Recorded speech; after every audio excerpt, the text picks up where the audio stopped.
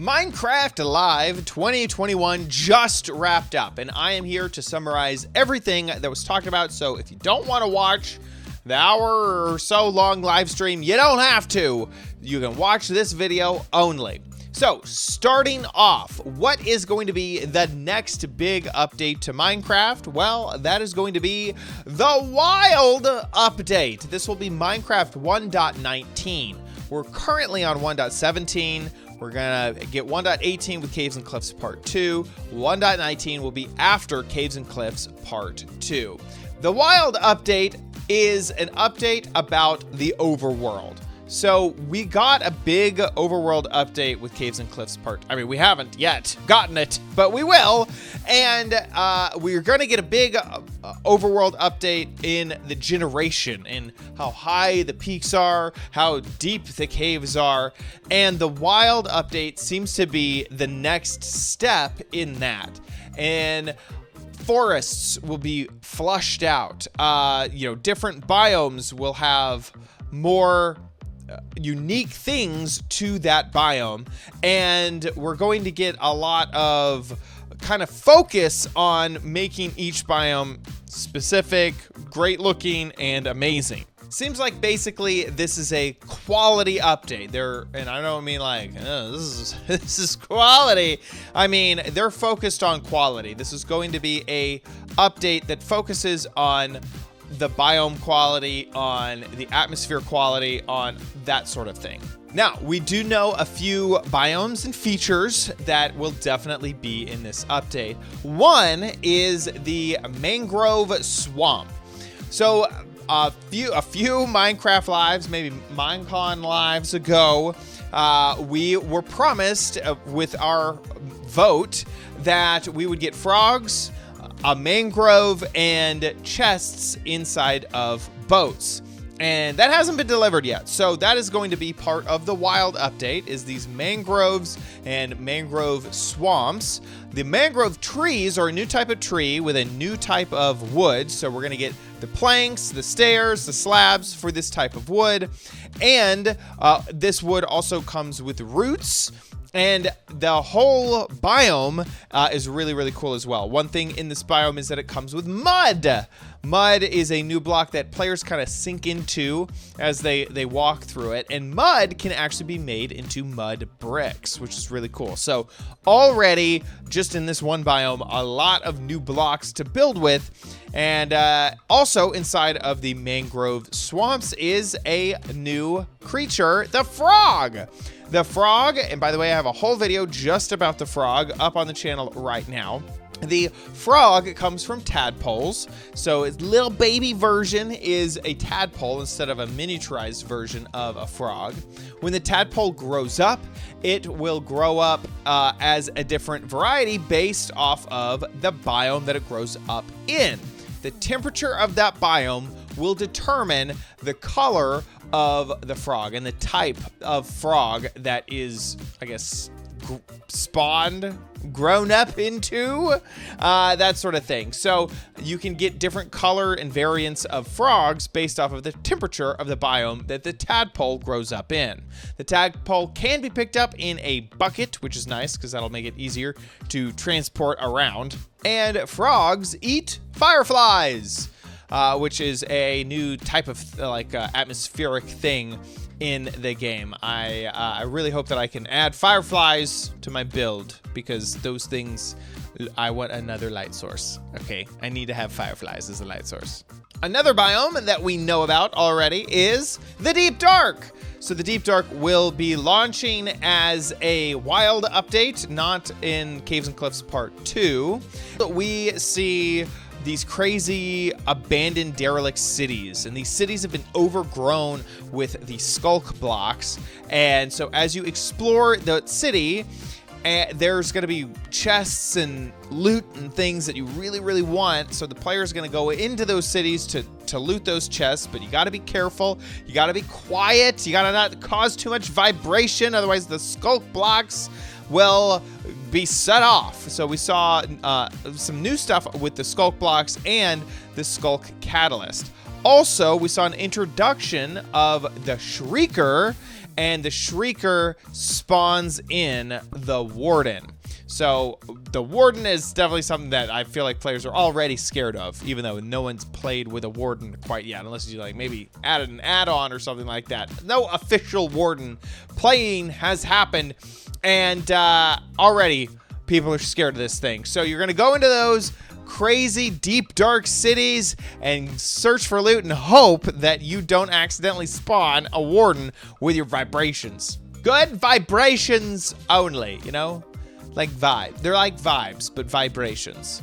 The mob vote. Of course, everybody is really excited about the mob vote. It was a vote between the Glare, which was a floaty, leafy, slimy guy who gets angry when is in the dark and will basically tell you, you know, you need to light up this area and you can take it with you in some capacity. The Allay, which was a floating Vex-looking creature, but it was friendly, that could pick up and collect items nearby and bring them to a note block. Love note blocks, love to dance, possibly a jukebox dance feature like the parrot. And the Copper Golem, which is created by the player. And the Copper Golem had a behavior of going to copper buttons, which aren't in the game yet. They'd have to be added to the game as well. And randomly clicking those copper buttons to, you know, set off random, you know, whatever the button would be connected to. But obviously it could be some random event because it's like it randomly clicks the copper button. That Copper Golem can also oxidize just like your normal copper blocks. So, you know, I don't know if you'd have to like unoxidize it or hit it with some honeycomb so it would be a waxed Copper Golem or what to stop that oxidation process. But the Copper Golem could age, and it looks like if it oxidizes all the way, it's like stuck. It's, you know, it can't move its little robot arms to click its copper buttons. It's just a very depressed Copper Golem. And the winner is the Allay.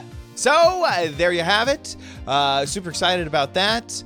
I voted for them all. You know, I logged into multiple Twitter accounts that I own, and then I voted one for each just to make sure I covered my bases, and I wouldn't be disappointed by the results of the mob vote. Next, we're going to be covering the Caves and Cliffs Part 2. So we know a lot about Caves and Cliffs Part 2 because of all of the snapshots, but they kind of went over a few things. They really focused heavy on how much the community has really helped them with the Caves and Cliffs Part 2. It wasn't possible without the community.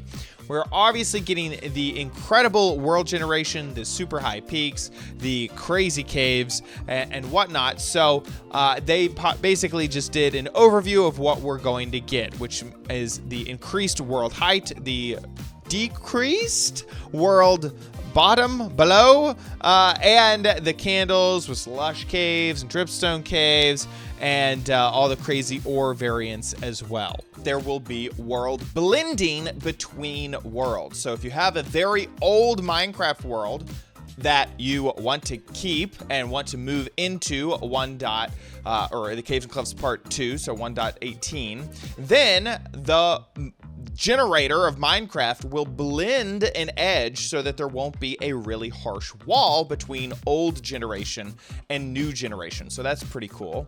The other thing that we learned is that there will be seed parity between the Java edition and the Bedrock editions of the game. So now, if you use a seed for Java, you'll get something similar, if not really close, in the Bedrock edition.